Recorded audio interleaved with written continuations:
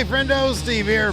Yeah, Larson. And welcome back to Going in Raw, the only pro wrestling podcast you need to be listening to. On today's episode, of course, we're talking about last night's Monday Night Raw. It was the go-home to, I'm not going to be able to say this for another year, War Games. Hold on. I know you're making the Randy Orton pose right there, Larson. Well, yeah, he's back, man. The words Randy Orton were not actually said last night. It was confirmed on a social media post. I know. Let's hop right into it. Man, it's Cody trying to be too cute, dude. Well, he's not booking the show. He's not, unlike AEW. I don't think he's booking the show. I know, but you know he's guaranteed. He's given some latitude in what he says on the mic. He just has to hit his bullet points. Sure. Bullet point is Randy Orton's our partner. So let's talk about the reveal that Randy Orton is confirmed. Now there you can do the pose, I guess. You really want to do the pose. Randy Orton is confirmed for War Games to be on Team Cody. And yes, it's Team Cody, not Team Face, not Team Seth. It's Team Cody. It's definitely not Team Seth.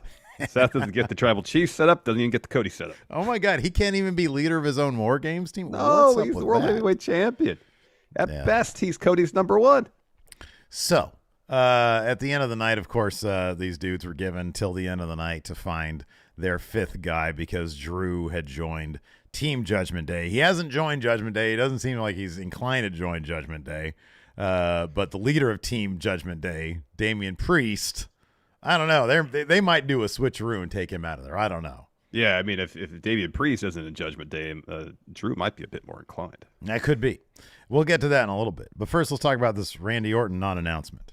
So, the Cody is the guy, of course, as always.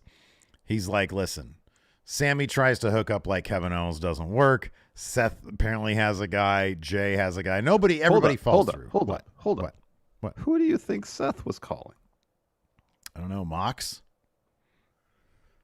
He signed with another company. That's not believable. Well, who else would it be then? He doesn't have any friends. Nobody likes that guy. He's got no friends. Yeah, he's got no friends. I don't know who he's calling. Oh, did he lie? Yeah, I know. I called somebody. Who'd you call? My friend. Somebody?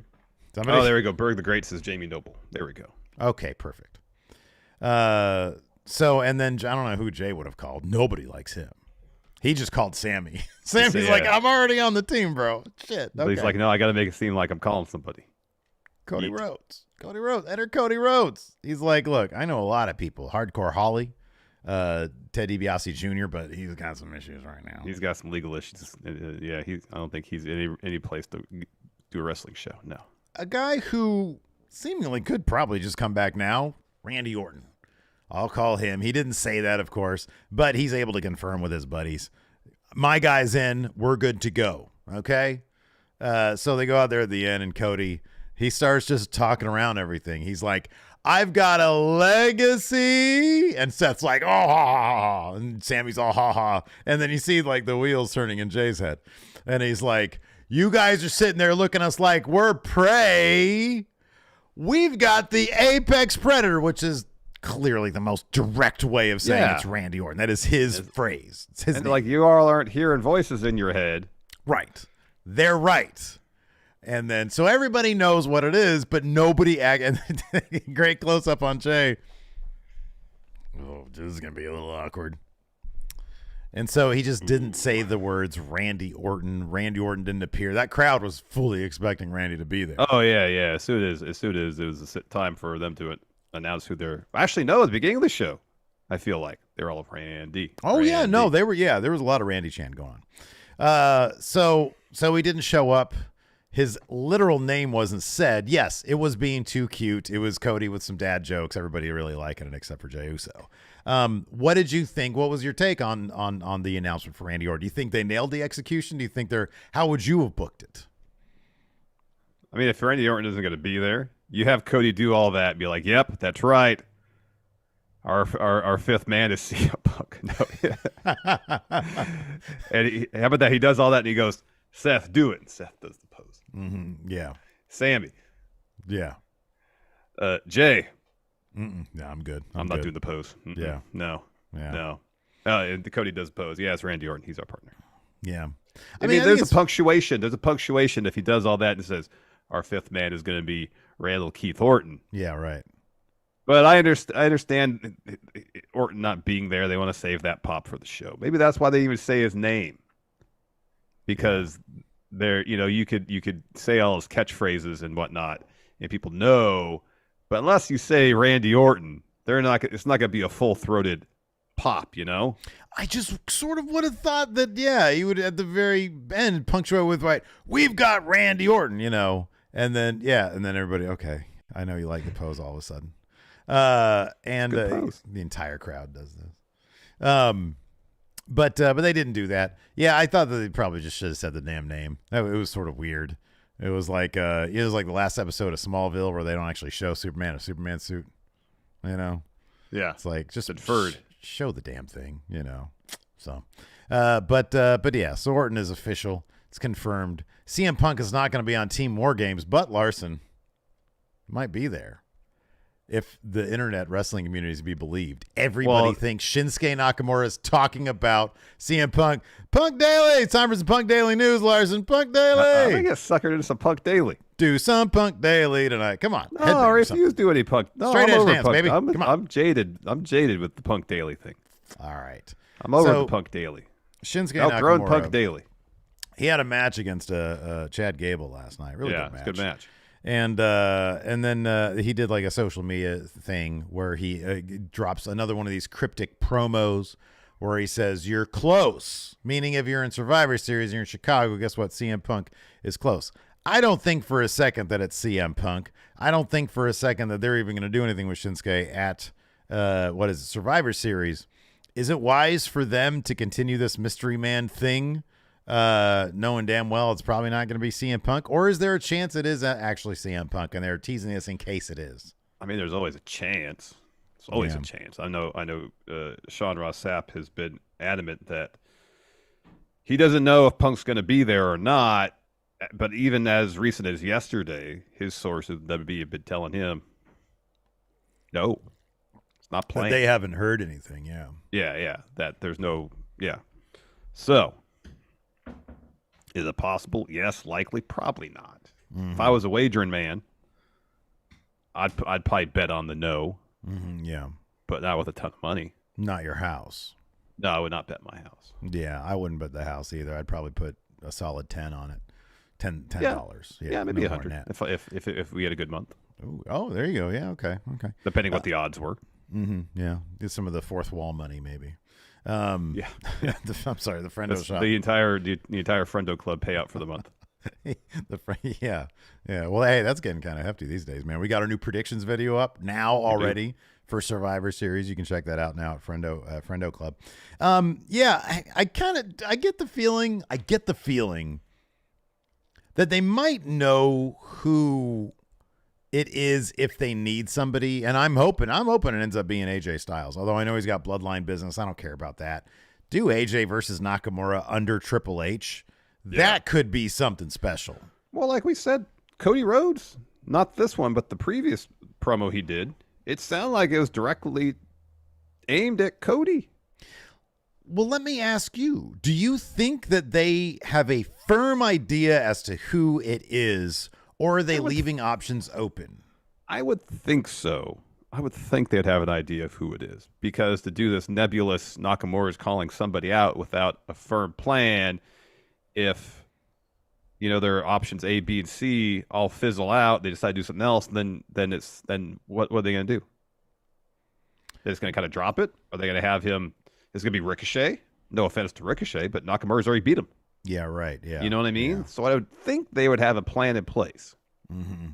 And if the idea is, and I talked about this scenario on our predictions video, where if Orton comes back, he's a team player for War Games. Once that match is over, then all right, his sights are set on Jey Uso. Mm-hmm. And so Cody, who I thought maybe could feud with Randy through the winter, can get into the program with Nakamura. Mm-hmm. Yeah. Now, here's a scenario I thought of when I was walking the dog earlier about how they could do something with Nakamura and still have Punk be there outside of like an open challenge. I get the feeling, because we saw a little thing on Raw last night where Adam Pearce and Nick Aldis are, in each other's face, and Pearce is like, all right, let's go have a talk. I would not be surprised if by the time the end of SmackDown, they book a 4-on-4 traditional Survivor Series match. It could be Raw There's only versus 5 SmackDown. right now. How many? The War Games matches are usually pretty long though, and there's 2 Yeah, of they're them usually on about this card. hour long. Yeah. And so if Nakamura is on one of the teams, you want to have Phil on the show, you have him on one of the teams, you have him on the other team. Mm-hmm. She has to be SmackDown, but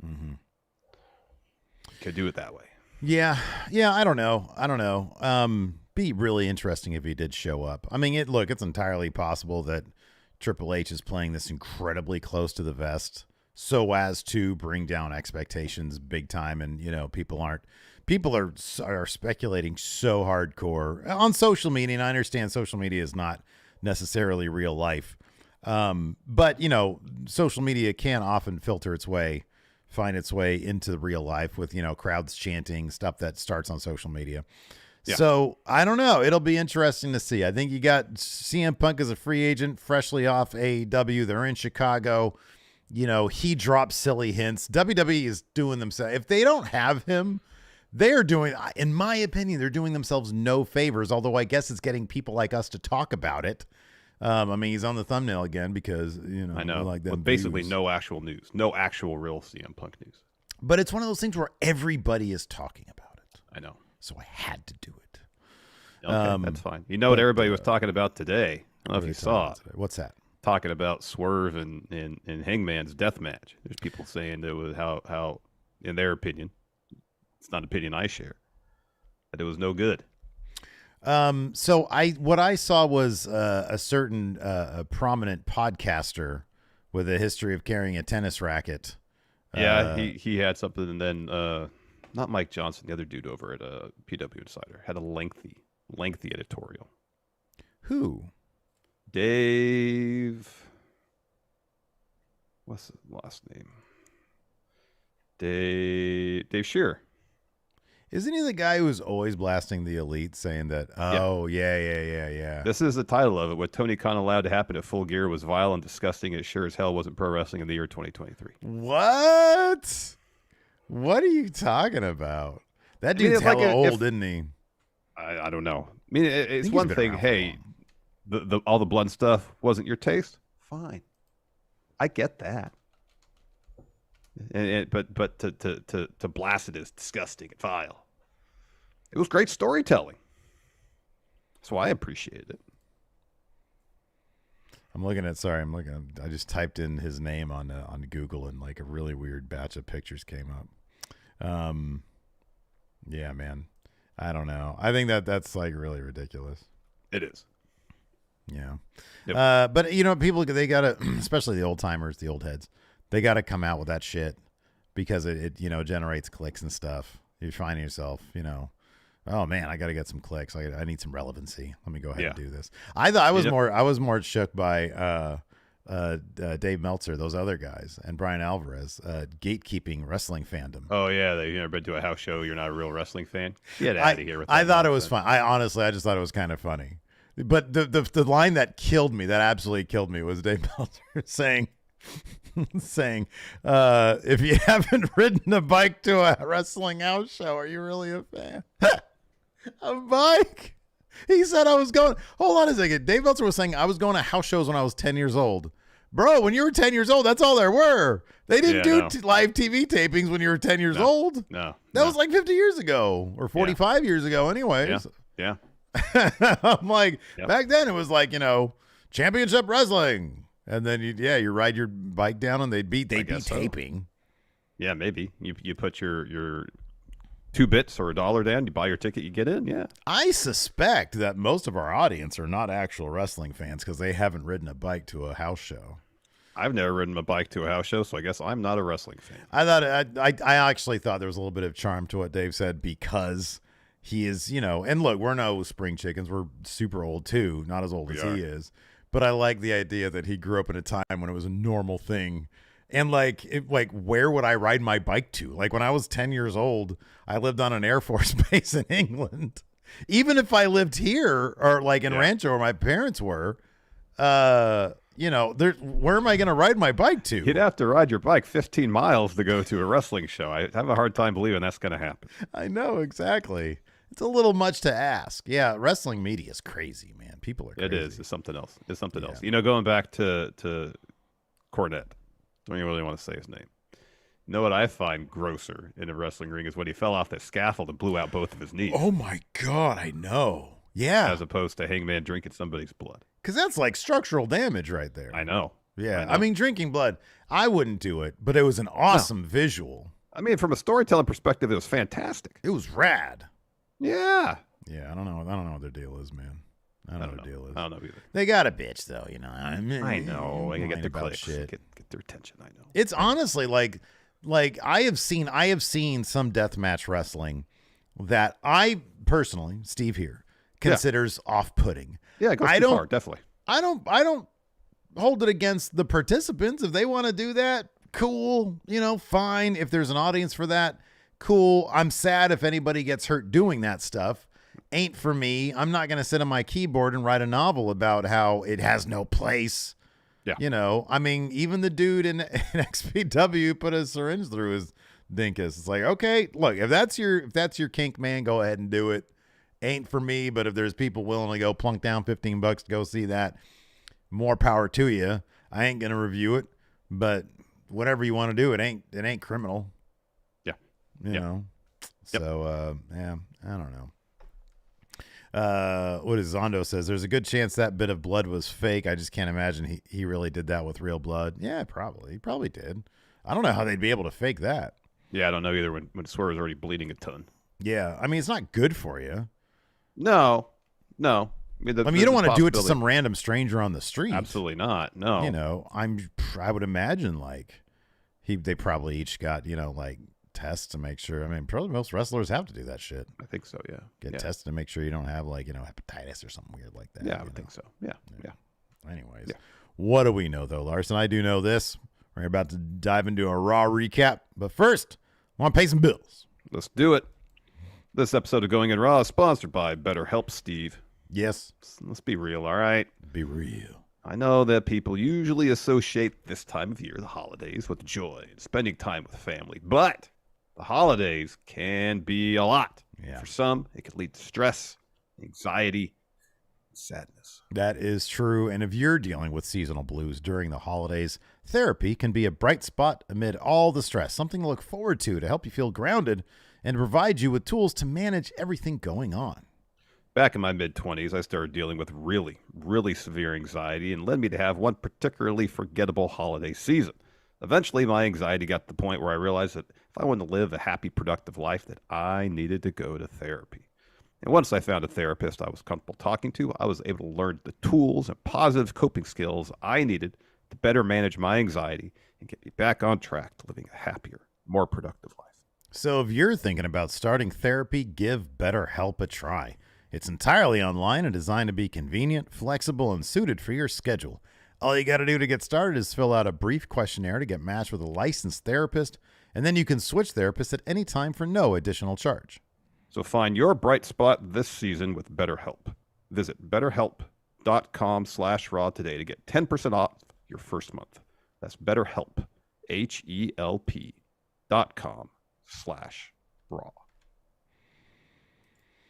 There we go. You know, I'm no stranger to offering up controversial viewpoints for clicks, Larson. Just today over at WrestleJuice, my secondary channel, my side gig, my insurance plan, if you will. I did a tier ranking video on iconic wrestling shirts. I had 4 tiers. I had S tier, of course, top. Well, the question is, where does AJ's, shirt land? Oh, Garage Rag. Yeah. Right. So that was like bottom tier is Garage Rag. All right. And then there's Sleep Shirt, where it's like you can yeah. wake up in the morning and you can answer the door in this, but And it's comfortable, but you don't want to wear it outside the house. Yeah, exactly. Like you open the door and they're like, and then there's Wearable, which is like, yeah, you can go out and about. It's fine. You're not going to get many questions about it. But then there's S tier, and that's like, oh, dude. People will look at you and they'll be like, oh, man. So like Austin 316 S tier, I'd imagine. Austin 316 is actually Wearable. Oh, what was in the S tier then? CM Punk shirt, The one from like 2010. It's the one they redid for AEW. Oh, gotcha. You know, the one with the thing like this, because it looks legitimately like a band shirt. Cactus Jack, the yellow one, that's on there. The wanted sign, yeah. I put Monday Night Jericho on there because I really love that shirt. It's very 90s. I love it. There's a little taste for you, but yeah, the AJ looks like a load shirt. Yeah. Garage rag. Yeah.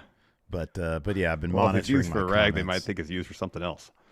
That's a good point. I mean, you know, I didn't add a tier for like, let's burn these. Maybe I should have.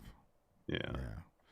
So, anyways, check that over. Wrestle Juice. Also, NPR, not to be confused with NPR, but NPR here has become a channel member now for 6 months.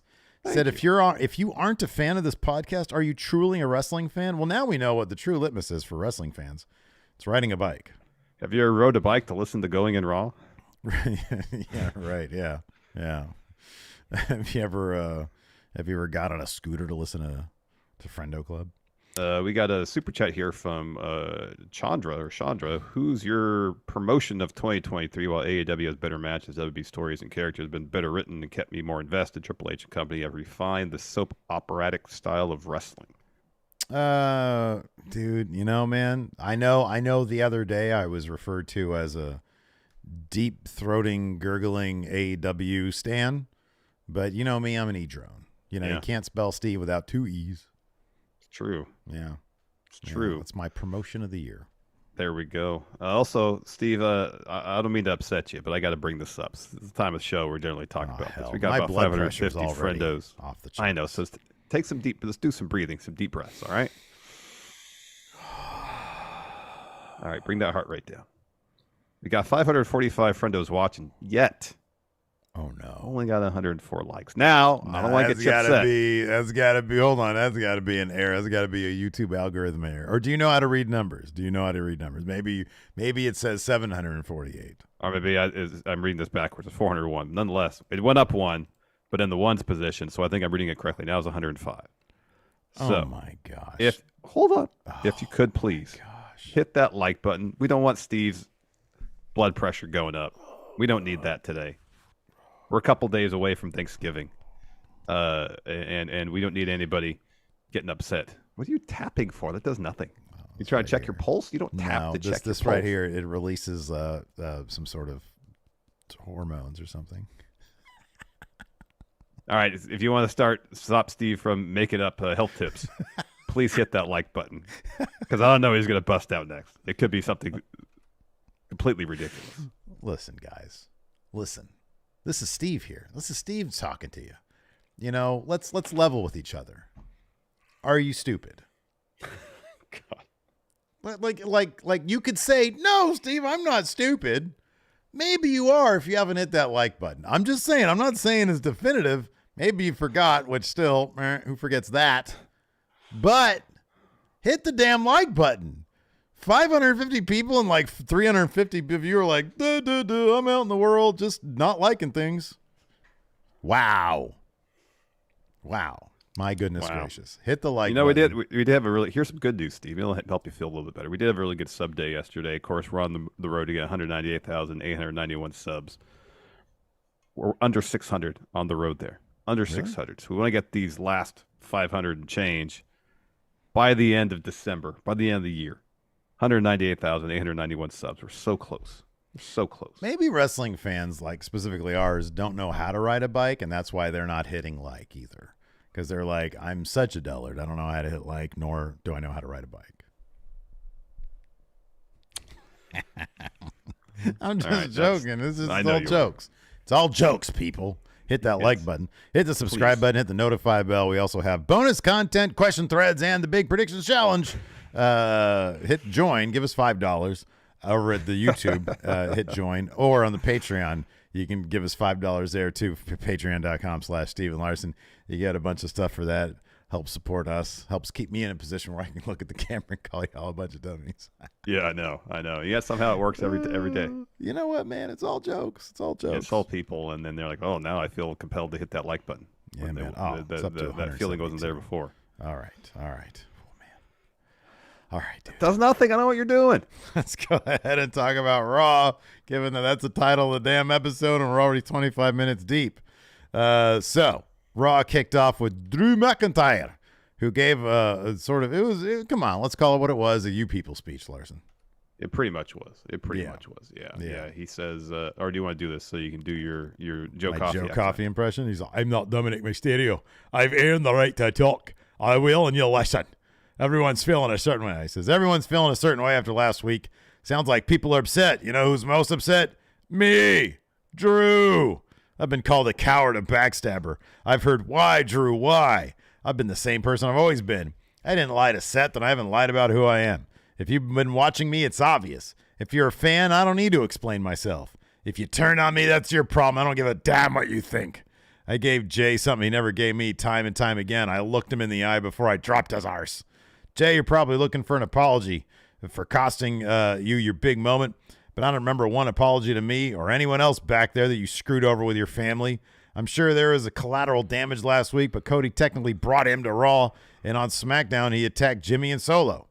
I bet people are telling him to get over it too, but why should we?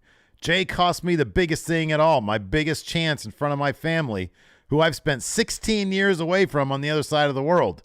I've missed birthdays. I've missed Christmas. I missed my nephew growing up. But they understand.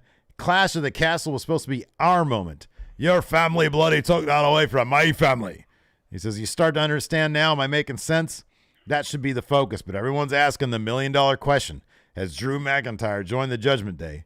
You've watched me since I was 22. You've known me by now. I'll pose it to you. Has Drew McIntyre joined the Judgment Day? Clearly you don't know me. No, I've not joined Judgment Day. I'll be on their team in War Games, though. Why? Because Rhea Ripley gave me something no one else could in the world. Jay Uso in a cage. Jay, this is your warning. When I see you, I drop you. I don't know what God you pray to. Just me, Uso. Main event, Jay Uso is now in your city. So Jay's music hits. Drew screams, get your ass out here. So Jay comes out and says, hey, Drew McIntyre, need to let it go. You cost me the tag title, so no more talking. How about you catch this beat down? Excuse me, this yeet down. Yeet. Do you want to see Drew get that yeet down? Give me a yeet. Yeet. Everybody says he's going a little too hard on the yeet. Yeah, it's a little much, but he's got a whole shirt now. So every time he says it, he's making money. No, I know. The crowd's really into it, so I understand. It's maybe a little bit much. So Judgment Day run out from the crowd and get on the apron. So Jay gets on the apron. Seth's music hits. Sammy follows. Finally, Cody. So they're all on the apron. They're about to throw down. Pierce runs out. Is like, no, we're not doing this tonight. War Games is Saturday. Until then, no one is fighting. I swear, if someone breaks out into a fight before the match, it's going to cost their team the advantage. Now I have your attention. Two pieces of business. First, Drew, you're correct. You're added to Team Judgment Day as fifth member, which means you, the good guys, need a fifth partner. You need to do it by the end of the night. Secondly, I'm glad you're all out here. By 9 p.m., I need to know which member is going to fight in this advantage match one-on-one. No shenanigans, fair and square. Clock is ticking. Pick or I'll pick for you. Yup. Somebody here questioning, saying this isn't really a you people promo. I mean, he does say at one point, you're right. It's not exclusively a you people promo. It's an explanation. He says, you rob my family doing from this because this. Yeah. But he does say, if you're a fan of mine, then you understand. If you're not, then or if you changed, if you now see me in a different way, screw you. That's where I got. Yeah, in that sense, it is kind of a you people. Mm-hmm. So after that, we've got Nia Jax and Raquel Rodriguez. But before that, Judgment Day's backstage. Finn says, I'm glad Pierce showed up or we'd have smashed him. And then Priest says, Rhea, I don't care for the guy, but adding Drew, it's good business. As leader of the team, you should have brought it up to me so we could all discuss it together. Could he sound like anything less than a leader when he says, as leader of the team? Let me ask you something. Yeah. Is this a shot at CM Punk? Oh, dude, I don't know. Maybe. Rhea says, Drew's unpredictable, but it worked out in the end. I understand where you're coming from. We should have discussed it. That's leader talk. That's literally what leaders say. Rhea also said, I didn't know what his decision was going to be until he made it. Yeah, I know. Exactly. So he's like, where is Drew? And she's like, big man will be here soon. He says, while we wait, you should know I think it should be me in the advantage match. he's basically asking her permission. And she says, actually, Damien, we need to discuss this together. Let's wait for Drew, then decide. And he says, whatever. He is so over being part of this team, dude. Oh, I know. I know. I can't wait during the match, and he's trying to give people orders, and they all look at him like, no. Like, not doing that. Sorry. Okay, maybe it's a shot at CM Punk. I don't know. First match of the night, Nia Jax versus Raquel Rodriguez. I always go back to that story that Cody and Jericho told about Punk trying to get people to pick up the garbage Yeah. in the locker room. That's a good one. It is a good one. So Raquel got her back worked over by Nia. Nia basically slammed her in the ring post early on in the match. This match was fucking rad, by the way. This was cool. Yeah. That crowd was into that final spot there, trying to really root on Raquel to drop her with the power bomb. Man. Yeah. She was trying to get her up at the end, yeah. So Raquel does hit the corkscrew elbow, like the Vader bomb elbow in the corner, tries to lift up Nia, but her back gives out. So Nia hits a senton, brings Raquel over to the corner. Raquel gets up and tries to lift her up for a power bomb. And they really milked that moment really well. Yeah. Where they were jockeying for position. You know, Raquel was really fighting to get her up. Ultimately, back gives out again, and Nia hits the Annihilator to get the W. Yeah. I thought it was a really fun match. A lot of the women's division was just, they were all over last night. Yeah, I saw something on social media that said over like 27 women were featured on the show. Oh my gosh, that's awesome. Yeah, that's great. After that, we had a Xia Li video package, shows shots of her training and kicking Becky in the head. We go to break. Drew comes into the Judgment Day's locker room and says, "Hi, so I hear you want to have the advantage match." And Rhea's like, "Well, he did say that, and he is leader at War Games." And Priest says, "Problem?" And Drew says, "I was thinking instead of Damian Priest, we have Drew McIntyre. Let me be clear. I don't like any of you guys, but I despise Jey Uso." Priest says, "Let me be clear, too. I don't like you. You cost me the World Heavyweight title, so take it easy." And they argue. You take it easy. Yeah, you take it easy. Like, I say take it easy. I'm the guy who says take it easy around here. I love that. So they argue over taking it easy. As Priest relents and says, "Okay, fine. You want it? It's yours. Show your worth. Go get us the advantage." And then Drew says, "Oh, yeah, well, that's leadership." Man. Yeah. Just neutered. Completely neutered. I know. So we get a video package for the women's War Game match, and at the end they mentioned again that there's a fan vote who gets the advantage. Becky's music hits before she takes on Xia Li, though. We get Team Cody backstage. Mm-hmm. So Seth, he's like, "I want to be the one that faces Drew tonight." And Jay says, "No, I want to face Drew." And Seth says, "Did you hear him out there? He wants to take you out of War Games, and we need you on Saturday." And Jay says, "Well, Drew's been on my back since I came to Raw. Let me get him." And Seth's like, "All right, fine." Sammy's like, says, "All right, let's move on to the next matter at hand. Who's our fifth member?" And Sammy's like, "I got an idea." Because apparently Nick Aldis was allowing them to recruit people from SmackDown, so you think, oh, Sammy's going to call up Kevin Owens. Mm-hmm. Makes sense.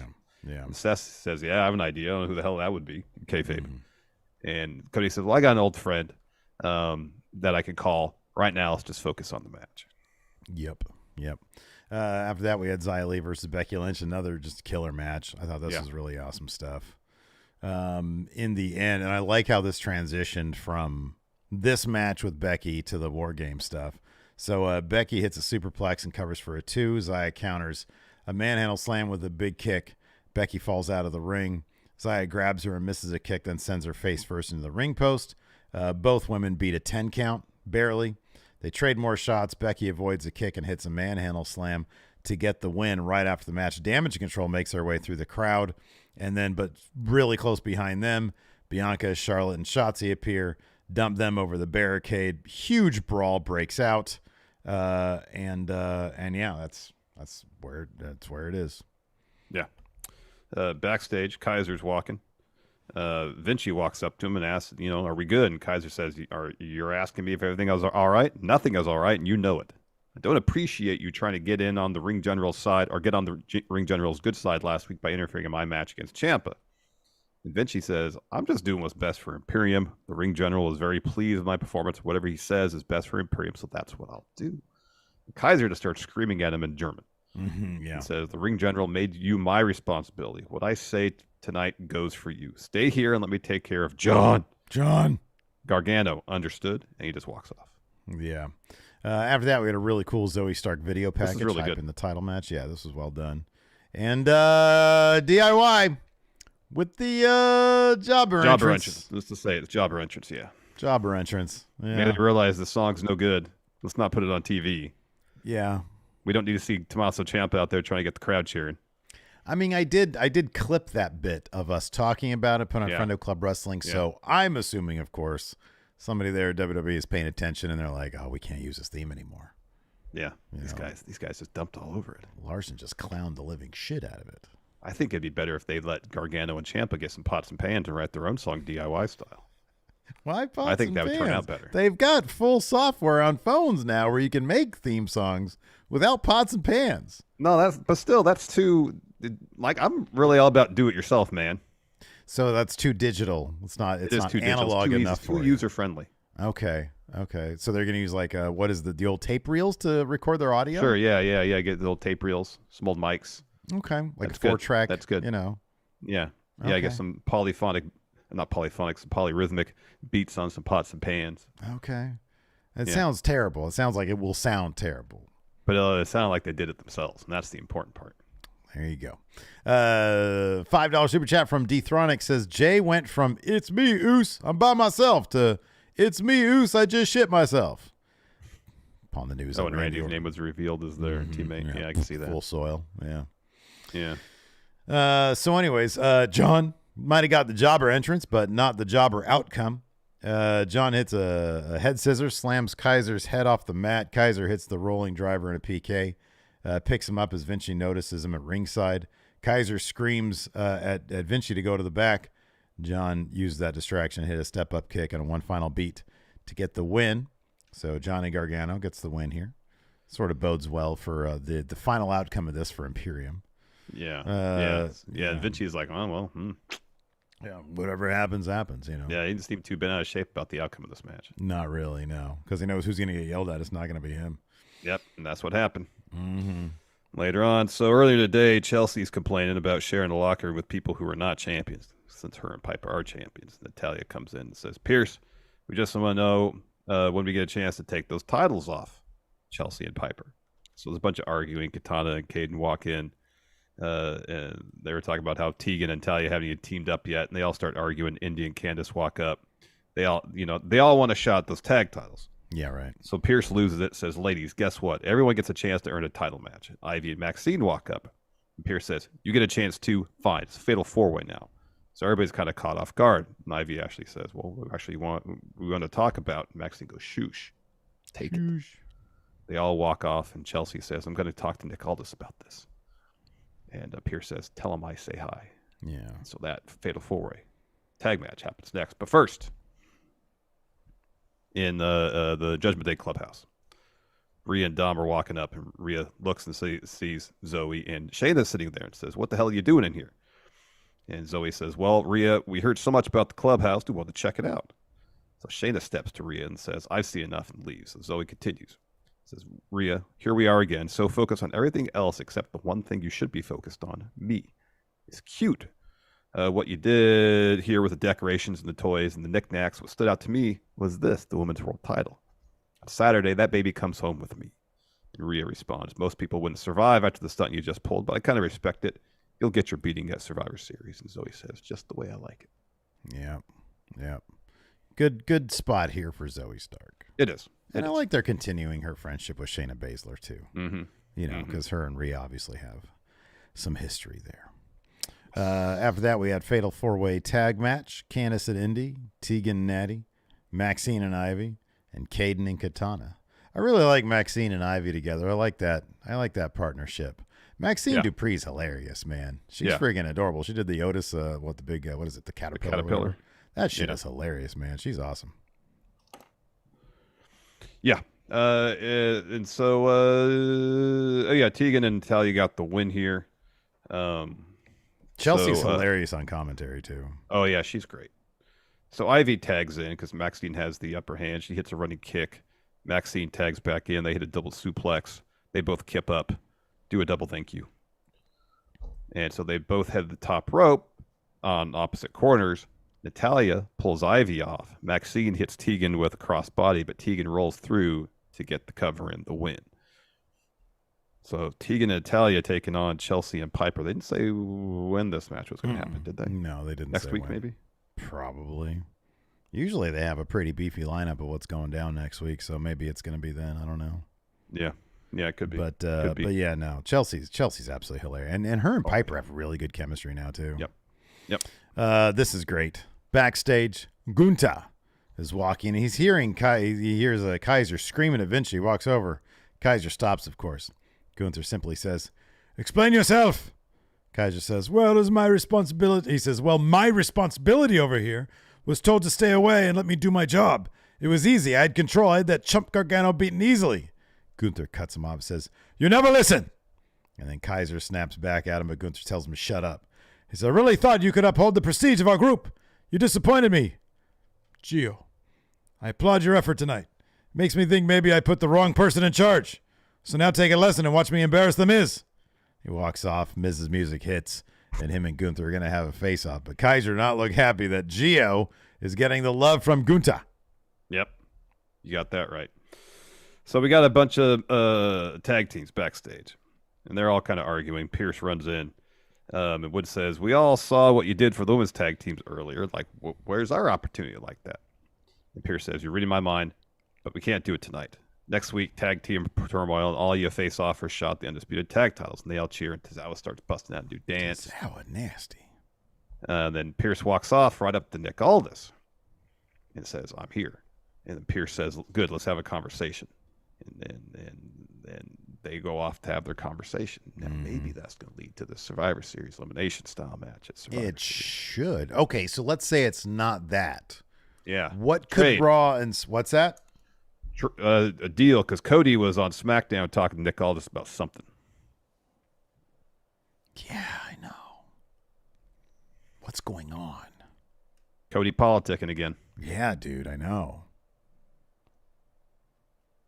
Yeah, it could be White Brown and Jack Bauer both saying tag title splitting up, maybe. Could be. I could be. They need a women's mid card title desperately. They do. I mean, dude, especially like talk about. It's awesome how many women were featured on the show last night, but it also, and look, there's some good stories going on, even simple ones like Raquel and Nia Jax, right? Yeah. But like to have that extra thing for the women to fight over, I think would be really cool. Yeah. Will Chisholm here, Super Chat says, "I really love how Triple H is trying to rebuild the women's division. Just show that you're trying." Yeah, absolutely. And when you There's look at the ratings, been a lot more effort of late. Yeah, that's when you look at the ratings on SmackDown. You know, you build you build interesting stuff like the damage control stuff, and that's what peaks your ratings. You know. Yep. Good story is what brings people in to watch your show. Let's talk about Gunther and Mike Mizanen's face-off. Dude, I love it when Gunther. Was awesome. This was great. I love how Gunther gets in the ring and he's got his mic in hand. He can't. He can't hide his smile. I know. He has to take a deep breath and get in character. Yeah, I know. He gets in there, looks at Miz, and he's like, "He's trying so hard not to smile. I know. So hard." Because it's such good. Maybe it's because it's just really good stuff that he has to work with now. I don't know what. I mean, he's just happy to be there. Whatever. He's just having fun. I think you're right. Yeah. But it also really works for his character too. You know, because it's like it's kind of, you can tell that this is sort of his general demeanor. But at the same time, like when he was running down the Ultimate Warrior on the bump, big old smile on his face the entire time. That was so good. Like, I think it's just sort of incorporated into his character. Like, you can speculate that his character is having fun, just wrecking fools. And he's coming out there knowing, I'm about to bully this guy. I'm about to rip him apart. Yeah. So Miz comes out, says, before Gunther comes out and sucks the life out of the arena, I want to focus on one word: respect. Respect for the people who step in this ring, and respect to you guys who give it your all whenever you're cheering or booing. Respect for every person in that locker room, and it brings me to Gunther's lack of respect for what I've done. That brings out Gunther. Gunther gets a mic and says, Mike, let me clarify something. It isn't that there's a lack of respect. I just have zero respect for you. You still don't understand that this sacred ring is for fighting and competition. You are an entertainer. Miz says, you act like that's a negative. Oh, do you want to be Mike Mizanin? I can be Miz. I can be Miz. You be Mike Mizanin. All right, I'll be Mike. Says, you like that's a negative. I'm an entertainer I'm proud of. I'm a WWE superstar because I get it done inside the ring and out, just like the people I grew up watching. They were larger than life. Randy, Macho Man Savage, Rick Rude, Mr. Perfect, HBK. And when Bret Hart would come down the aisle and give his sunglasses away, I wanted to be that kid. They all held that prestigious title. So I strived and learned and battled for 20 years so I could hope and pray one day I could hold the same belt my heroes held. The reason we still talk about them, remember them, is because they aren't a one-note robot like you. So Gunther sort of smiles and says, I'll give you that. You're very entertained, and right now I'm very amused by you. Miz says, let me amuse you some more. I've been to the top and knocked down time and time again. I've reinvented myself. I changed. That's what makes an entertainer immortal. That's what elevates that title. So I'll do whatever it takes to survive and win. That's who I am. We don't know much about you. You haven't been to the bottom yet. We don't know who you truly are until you're down the bottom of the mountain and find out if you deserve my respect, our respect. When you reach the bottom, are you going to climb back up or just be another cog in the machine with no personality to invest in? Understand, this Saturday, if you don't respect me now, I will beat it into you and become a 9-time Intercontinental Champion. When he mentioned the personality thing, Gunther sort of recoiled a little bit. So he comes back and he says, cute, you want to talk a big game? Okay, let me give you my point of view. Everyone here and watching at home thinks I'm going to face The Miz on Saturday. 20-year career, 2-time Grand Slam champion, future Hall of Famer. But who I'm really facing is someone who's like everyone else in this building. Little Mike Mizanin, a weirdo in high school who got bullied for idolizing his heroes that you just named. When you graduated high school, you pursued a career as a WWE superstar and met all those heroes. Then they bullied you to make you understand you don't belong in this sport. So here we are, 20 years later, and nothing's changed. You still do not belong in the sport of my ring. The only place you belong is behind the guardrail with the other weirdos who are just like you. So the crowd sadly starts chanting USA because I don't know why. And Gunther laughs it off and he says, you're weak and insecure like little Mike. Let me tell you my conclusion. I don't think you've been bullied enough. And he starts like shoulder checking him. Pushing him. Yeah, pushing him. Bumping into him. He bullies him. So Miz lays in some shots. He tries to come back. Gunther hits a big boot. He drags Miz up, and Miz hits a mule kick. He's got him sort of by the back, so Miz just hits a mule kick back to the balls, and then the crowd goes crazy because then Miz does the big balls taunt, and he hits a skull-crushing finale and screams at Gunther and holds the title high. That's as close as he's gonna get to a win. Oh yes. It's good though. Like they've gotten the Miz back over with the crowd. Yeah, they have. And when he comes out, I'm not like, oh, this is going to be boring. So, dude, again, it's the magic of Triple H, man. I guess so. A feat that I thought would be difficult to do, they managed to do in a couple weeks. And with relative ease. Yeah, and also speaks to the talents of Gunther. And Mike Mizanin, yeah. Well, and Gunther, too. Oh, Gunther's top notch, dude. No, I'm not. I'm just saying. So Jay's walking backstage. Seth walks up to him and says, I know we have history. I mean no disrespect earlier. If you want Drew, you got him, but you gotta have the win tonight. You know how important it is. You know what it takes. Go out there and take down Drew and come back in one piece. And Jay says, I got you, Oos. Yeet. Seth says, all right, and walks off. Seth was not doing a great job hyping him up here because Jay was like, he was trying to get hype and do all the yeet stuff. And I think Seth has the same thought as you. He's like, you're doing the yeet too much. It's too much yeet. You're over-yeeting. It's over-yeeting. Yeah, cool down the yeets. Yeah, you got to cool off on the yeets a little bit. Yeah, after that, we had a cool Ivar and Valhalla promo talking about Bronson Reed. She says, Bronson, if you put your hand in a wolf's mouth, you'll be bitten. Ivar says, I've weathered your tsunami and here I stand. He's using like his normal voice. He's not trying to gruff it up. No. I've weathered your tsunami and here I stand. You angered the gods and disrespected me. Valhalla's like, the gods demand a fight. And Ivar says, in 1 week's time, the earth will shake. I challenge you. Because she's very like theatric with her shit, you know? Yeah. No, I like that he's using his shoot voice. Mm-hmm. So then we got Nakamura taking on Chad Gable. It was a really good match. They gave it a good amount of time. Yeah. Nakamura gets the win here. Let's see. There's an exposed turnbuckle spot. Yeah, there's an exposed turnbuckle in play. So Nakamura eats a dragon suplex. Gable goes up for a moonsault. Nakamura gets the boots up, hits the back suplex of his own, looks for a Kinshasa, but Gable counters that with an ankle lock. So that, talk about the exposed turnbuckle. So Nakamura is about to send Gable into it. Gable puts on the brakes, looks for a suplex, and then Nakamura counters that. It's kind of like a pinning combination to get the win. Mm-hmm. Yeah. It's a really fun match. No, it was really good stuff. So Drew is walking backstage. Judgment Day walks up.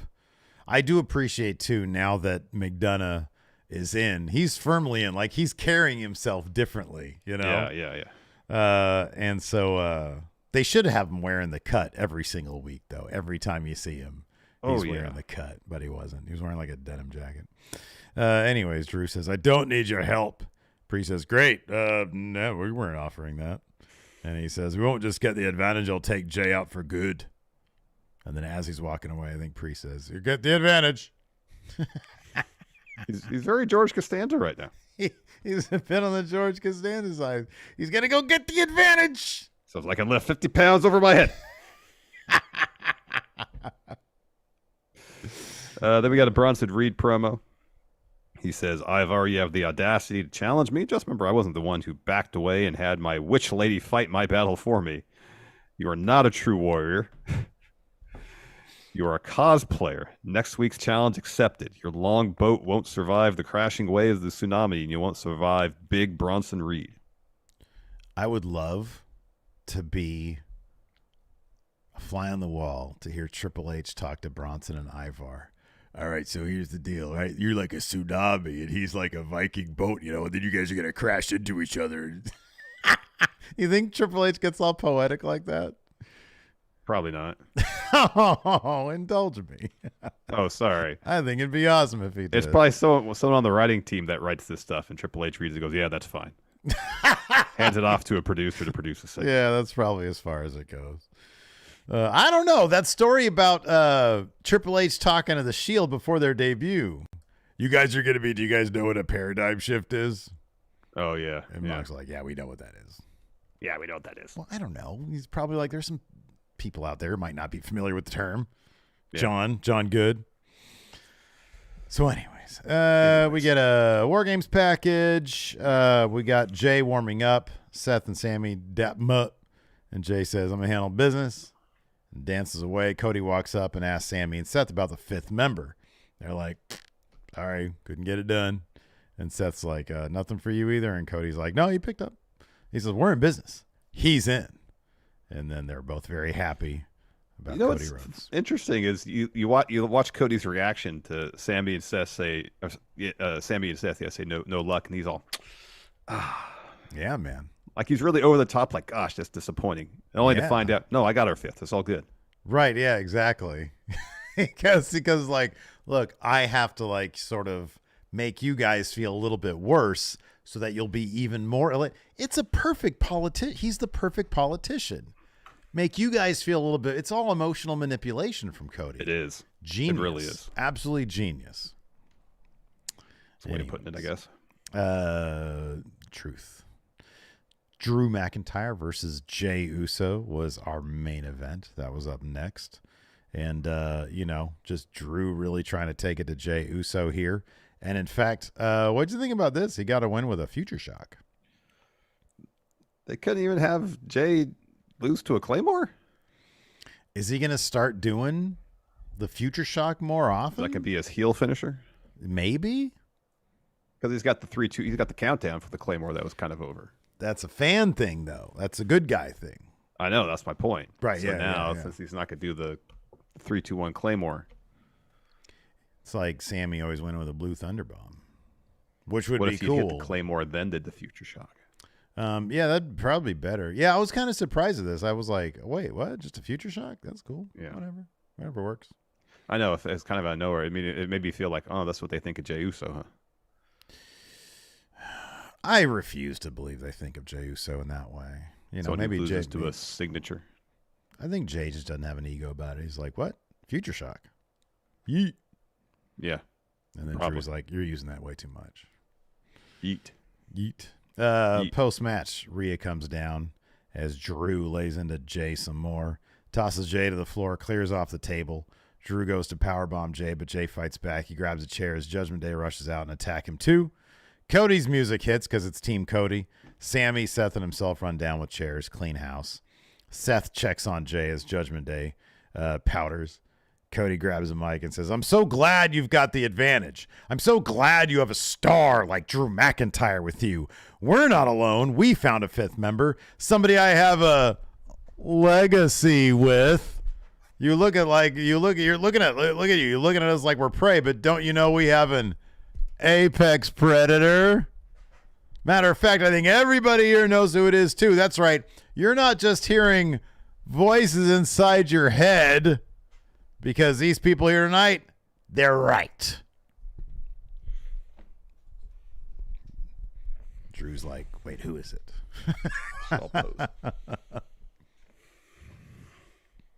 Anyway, so that's Raw for you. I thought it was a fun episode, man. Yeah, it was fun enough. Good stuff. It's a fun show. Yeah. Answer some questions, yeah? Yeah, let's go ahead and answer some questions. Zach Sparks asks, how many minutes into War Games till Orton punt kicks Jay? I think after the match is over. That's it. There's a what is it? Like a bit of a spoiler, a preview for our predictions, which are already up right now.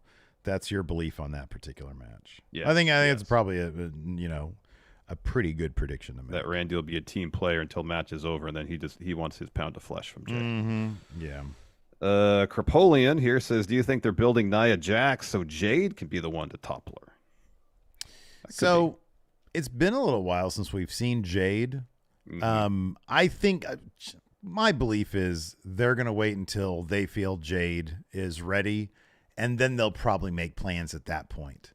Mm-hmm. But I'd be kind of surprised if, I just don't know that they would have her on a timetable. I would think that if they believe that she was ready now, then she'd probably be doing stuff now. Yeah. So, I mean, it wouldn't surprise me they brought in Nia Jax thinking, okay, well, we are bringing Jade in. Maybe we need one more, sort of monster type, a bigger type to take her on. That's possible, I guess. Yeah. Let's see here. Kyle asked, can we have over-under RKOs as a prop bet for Survivor Series predictions? I'm interested to see if he'll even be doing it. You'd think he'd kind of, or he'd want to. Given the nature of his back injury. Oh, doing an RKO. Yeah, if he's going to start dishing out RKOs all over the place, or if he's going to be a lot more discerning about when he does it. Much like Jey Uso's Eat, that's where the money is. People come out to buy a ticket for Randy Orton. He's going to RKO. Now, whether or not he's going to be dropping like 5 in a row, he'll probably dial back that. Yeah. But, he'll have one really good RKO per appearance. Probably on Jey Uso. Probably, yeah. That's going to be reserved for Jey Uso. Eastside Review says, I had maybe the weirdest wrestling-related dream a few nights ago. It was Raw with Lillian Garcia doing the ring announcing, and the match was a tag team with RVD teaming with Terrence Howard, the actor. Interesting. Against Alpha Academy, who were dressed like Too Cool. My question is, of the remaining wrestling free agents, who would you want most / expect to end up in WWE?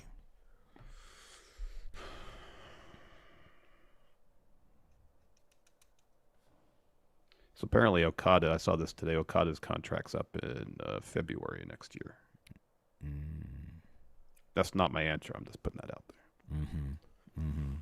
Mm-hmm.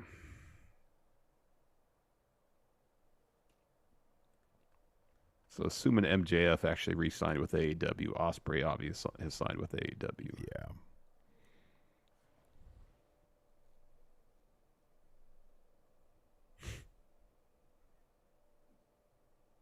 It'd be interesting if Sami Callihan somehow found his way back to WWE, but like main roster.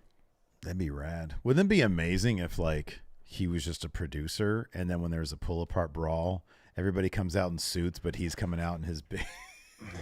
Yeah, exactly. Thumbs up, thumbs down. Another pull-apart brawl. Time to get involved. Thumbs up. Time for the Death Machine.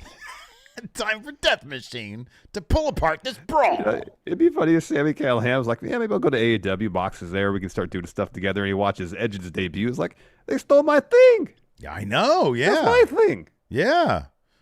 I'm into the Grindhouse movies, not Adam Copeland. That's my thing. I'm going to be Solomon Crow again. Oh, gosh. How do I work this laptop? And I'd be like that HBK.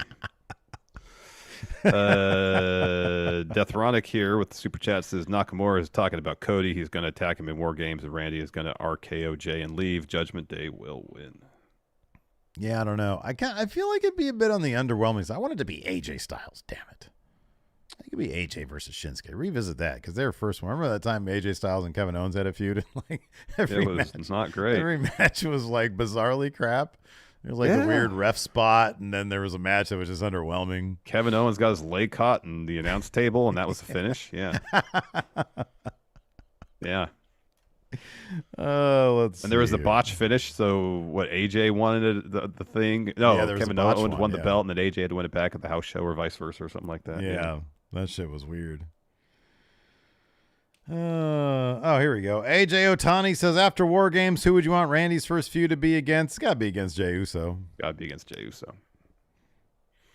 DJ Hawk says, how do you think WWE will pull off the Randy return entrance? They're going to have his big return pop, then just have him sit in a cage for a while, or just have him come out on his own at the end? I would imagine he's going to be the last member of his team to get into the War Game structure, given that he's just coming back. You think they do something cheesy like during the show there's a thread of, is Randy here? Is Randy here? Oh, maybe. You know, and so it would necessarily, he wouldn't be spend any time in the thing. That could be. Maybe you do that. Yeah. Alex Foster says, if you two had to have a mystery partner, what completely obvious hints would you drop about them? So Hilton's our mystery partner. Oh, wow. Okay. Well, what do the people know about him? He works for the Kings. He's an Emmy winner. Yeah. And he's definitely not Luchando. He's definitely Luchando. We saw him unmask. Luchando. You saw him unmask. I unmasked Luchando. That's correct. And who was under there? Luchando's actual face. I mean, I was there. I think I would know if it were Hilton. I've known Hilton longer than you have. The funniest thing in history was when Mr. Dope showed up in an ACW show, and I was like, oh, you can go sit next to Hilton. And he looked at me dead in the face and said, Hilton's real? I'm like, I don't know about all that. I'm just saying there's a seat over there next to Hilton.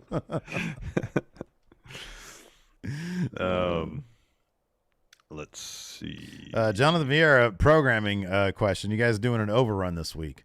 No. Friday is, we're taking that off. Yeah. So the deal is tomorrow early morning for us, 10 o'clock in the morning. Yeah, 10. It's early we're for us, doing like a news brief episode. Thursday, we got a count out going up. And then Saturday, of course, is Survivor Series. Yeah. So that's our 5 for the week. Word is Bond here says you two are donut vendors at a WWE event and Judgment Day walks by. Yeah. Who's the one most likely to buy from you, Damian Priest or Finn Balor? And what's your pitch? I mean, the pitch to Priest is easy. Yeah. Hey, man. I don't know if you remember, StarCast, first year, offered you a donut. You declined it, and I understand. Mm-hmm. Here's what I'm offering you now. I know that we're selling donuts this time. This one's on us. Well, I'll butt in for like the topper. I'll say, this donut's only for the leader. Ooh, there it is. Yeah, no, all in one bite. Rhea's like, what's in your mouth? Leader donut. Leader donut. It's sprinkled with leadership. It's sprinkle the leadership. Blake Whitehouse says, would you rather take 3 chops from Gunther or be on the receiving end of a 5-minute Christian Cage promo? I don't know. Given recent events, I'm not sure I want to be on the bad end of a Christian Cage promo. Steve, you had a father. Oh, Christian, come on. That hurts. Oh, man. Yeah, I don't want any chops. I'll take the Christian promo. Yeah. Jack Napier, with the way that Gunther has elevated the Intercontinental title, do you think there is any way an Intercontinental title match can main event a pay-per-view? If he holds on to that belt till the Berlin pay-per-view, entirely possible. Yeah, the Berlin show, absolutely. That's in the fall, though. Mm-hmm, yeah. That's almost a year away, so I don't know if he can hold the top belt that long. But who knows? I don't know, man. I don't see him getting rid of that anytime soon. But yeah, that is a long time. David Walker says, would Cody still be champion if he beat Roman at Mania? Yeah. And if so, what would the crowd reception of him be like? I think I would still be very positive. Don't think it would be as huge as it is for him today. I think like the guys who are like on the chase, they get the biggest pops. Yeah, it's all about the chase. Organ Grinder says, I saw an interesting Conan interview with Werner Herzog, which we've seen the clip from, where he mentioned he enjoyed watching pro wrestling, specifically the trash TV aspect of it. He was praising the Linda McMahon angle from WrestleMania 17. He compared it to ancient Greek drama. Yeah. He also mentioned that wrestling is not the important part about pro wrestling. The stories and the moments are. That's why they have commercials during the matches. What are your thoughts on this point of view? So the Linda McMahon spot wasn't my favorite in the world, but I really appreciate that a guy who, I mean, is probably one of the most interesting filmmaking poets of generations past. Yeah, the last 50 years. Maybe longer. Gets such a kick out of, and reminds us that the absurdities of pro wrestling sometimes are to be appreciated, and I think sometimes people lose that. As far as the point of view that the stories are what really matter, to a degree, I agree with them, because without stories, wrestling matches feel more like exhibitions as opposed to drama. Yeah. Now, sure, you can have a dramatic match like we saw with Bryan Danielson and Ricky Starks, the strap match, where there's the bare minimum of story going into that one. But they made it feel like it was the culmination of a blood feud. Yeah. So it's possible, but you need two brilliant wrestling minds to pull something like that off. More often than not, you need the story to imbue the match with meaning, apart from who wins or who loses. Yeah, it's various ingredients coming together to form a unique, dish, if you will. Yep. There is no one element of pro wrestling that makes pro wrestling. It is the synthesis of all of the things. Mm-hmm. And when you have the right ingredients and the right ratios of those ingredients, then it can be incredibly entertaining.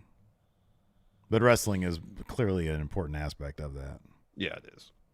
Luis Ariza says, what's a wrestling-related thing you love to explain to your non-wrestling friends? Luis says, I love explaining how the Ultimate Warrior is a piece of shit and all the lies Hulk Hogan told. Oh, yeah. That's good. I'll be honest with you. Like, it's kind of maybe too specific for this question, but when the Jay, Sammy, Roman stuff was hot, which segment was it? It was one of those awesome SmackDown segments, either the Sami Zayn shirt one or that one time when Jay popped off and said, I don't give a damn with the tribal chief. Yeah. One of those segments I was watching, and I watched it like 3 times, and Lacey came Roman, and I was like, Lacey, you got to watch this. You got to watch this.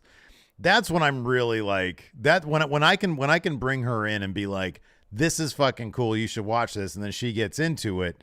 I think that was the last time that happened to me. So sometimes, that's the thing about the Bloodline, is that for a while their segments were so compelling that I felt like, oh my God, you got to see this, and she was into it because it was really good. Yeah. When I meet somebody and the conversation always leads to, well, what do you do? And I try to explain it. And then, most people have some sort of experience with professional wrestling, whether they watched a lot or a little or just aware, so on and so forth. And there's always questions that I get asked. Mm-hmm. And so I don't necessarily know if I could think of a specific thing, but just having conversations with different people about wrestling is always fun. To understand like what they came up on or what their reference is. Yeah, absolutely. Yeah. Totally. Aussie here says, had Dakota Kai been cleared to compete prior to Survivor Series, who do you think / want to be the 5th member on Team Shotzi? Says also, side note, it sucks Dakota had to miss it since she's been in every women's war game match so far and her team is even competing. Mm-hmm. So if Bianca, Charlotte, Becky, and Shotzi had to have a 5th member on their team, there's a lot to choose from. I know.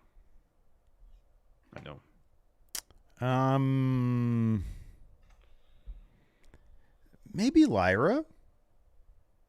That could have been interesting. Good spot for her.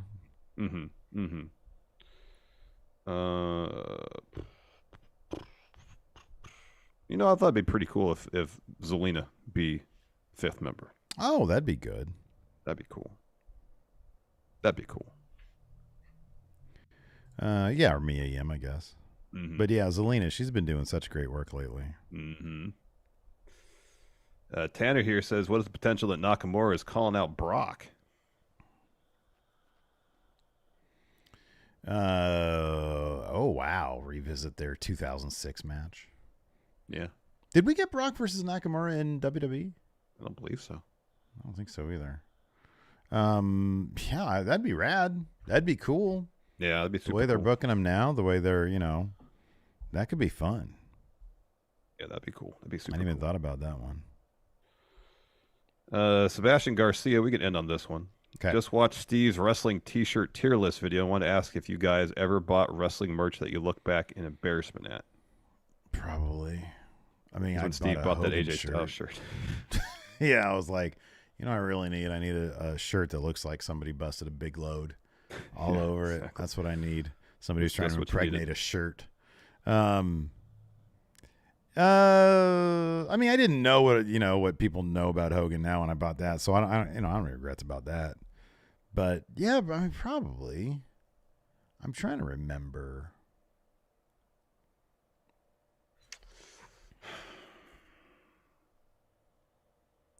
So there's shirts that I bought that in hindsight, looking back, it's like, this design's pretty lousy. Yeah, I've done the same. That's the extent of it. Like, I bought us Hype Bro shirts one time as a awesome. joke. Yeah, well, that's different. Yeah. I know, that's different. But